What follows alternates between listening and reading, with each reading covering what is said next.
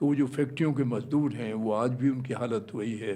कलकत्ता में जाएं तो आपको और हालत ख़राब मिलेगी। जहाँ जहाँ बड़े बड़े कारखाने हैं, बॉम्बे में है, टेक्सटाइल है, वहाँ अभी वो रेवोल्यूशन नहीं आया। कोशिश की लोगों ने।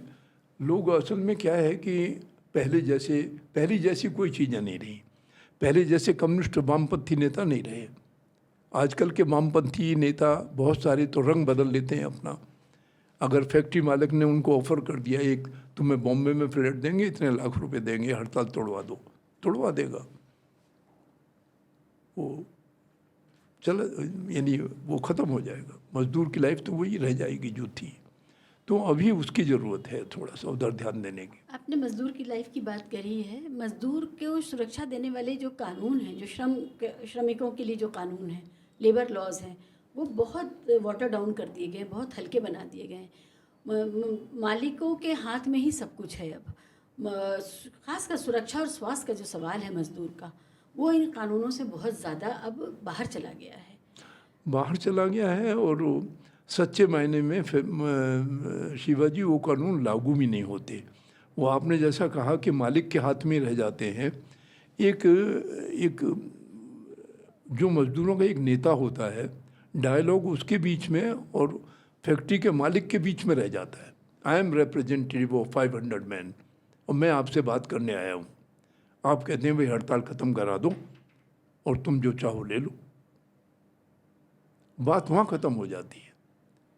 अगर वही बात वो नेता कहे कि नहीं। चीज़ें हमने कई बार फिल्मों में देखी हैं कि मज़दूर नेता किस तरह सौदा करते हैं मालिक से अंदर बैठ के। जी जी। अब तो वो भी ख़त्म, अब तो कॉन्ट्रैक्ट सिस्टम आ गया है। अब हाँ। डायरेक्टली कोई किसी का एम्प्लॉय है ही नहीं, अब तो कॉन्ट्रैक्टर भेजता है। जी जी जी। अब वो चीज़ ख़त्म हो गई है, कॉन्ट्रैक्ट सिस्टम हो गया है। बहुत चीज़ें असल में वो परिवर्तन धीरे धीरे हो रहा है। और लेकिन ये अच्छा तो नहीं है। मालिक का अपने मज़दूर के साथ कोई आदान प्रदान का रिश्ता नहीं, कोई जिम्मेदारी का रिश्ता नहीं है।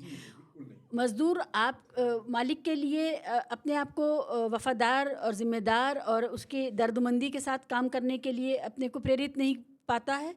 और मालिक भी जो उसका मुनाफा है उसमें वो उसके साथ शेयरिंग के लिए उसके लिए कोई भाव पैदा नहीं होता है, क्योंकि वो जानता ही नहीं है अपने मज़दूर को। ये स्थिति बेहतर तो नहीं है। चलिए, बहुत अच्छी बातचीत रही। पुरानी दिल्ली में बैठ करके आपने पुरानी दिल्ली को भी याद किया, नई दिल्ली की भी बातें की जी। और नया जो संसार आप बसा रहे हैं उनकी बातें की। गॉडसन्स की तरक्की आम आदमी की तरक्की है, क्योंकि एक बिल्कुल साधारण सा एक शख्स ये तय करता है कि वो जो कर रहा है वो काफ़ी नहीं है, उसको बाहर निकलना है इस दायरे से और बाहर निकल के कुछ करना है। लेकिन और हमारी साहित्य पे बातें बहुत कम हुई।